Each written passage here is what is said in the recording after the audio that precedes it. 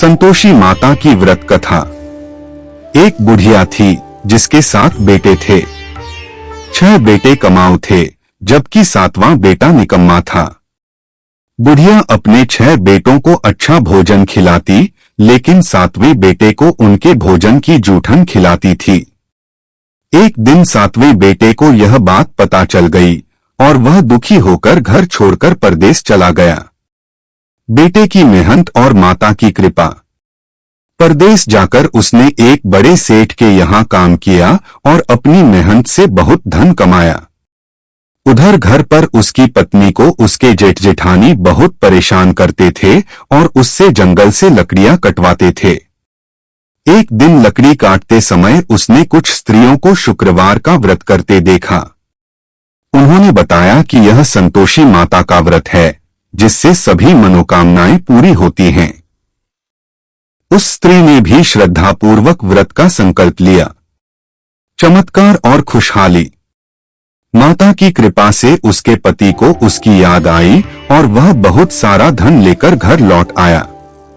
पति के आने पर उसने माता के व्रत का समापन करने का निर्णय लिया। परीक्षा उद्यापन के दिन जेठानी के बच्चों ने ईर्ष्यावश भोजन में खटाई डाल दी। संतोषी माता के व्रत में खटाई खाना या खिलाना वर्जित है। संकट खटाई के कारण माता रुष्ट हो गई और उसके पति को राजा के सिपाहियों ने पकड़ लिया। क्षमा। उस स्त्री ने तुरंत माता से भूल चूक की माफी मांगी और दोबारा शुद्ध मन से उद्यापन किया। संतोषी माता प्रसन्न हुई, उसका पति वापस आ गया और घर धनधान्य से भर गया। जो लोग माता का अपमान कर रहे थे उन्होंने भी माता की शक्ति को स्वीकार किया। व्रत के मुख्य नियम।